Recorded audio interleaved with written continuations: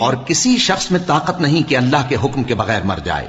اس نے موت کا وقت مقرر کر کے لکھ رکھا ہے، اور جو شخص دنیا میں اپنے اعمال کا بدلہ چاہے اس کو ہم یہیں بدلہ دے دیں گے، اور جو آخرت میں طالب ثواب ہو اس کو وہاں اجر عطا کریں گے، اور ہم شکر گزاروں کو عنقریب بہت اچھا صلہ دیں گے.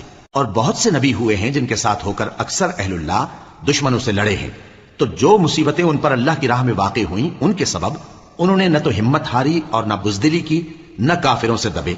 اور اللہ استقلال رکھنے والوں کو دوست رکھتا ہے.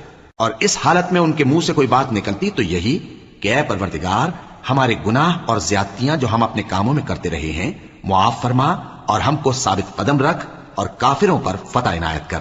تو اللہ نے ان کو دنیا میں بھی بدلہ دیا اور آخرت میں بھی بہت اچھا بدلہ دے گا، اور اللہ نیکوکاروں کو دوست رکھتا ہے.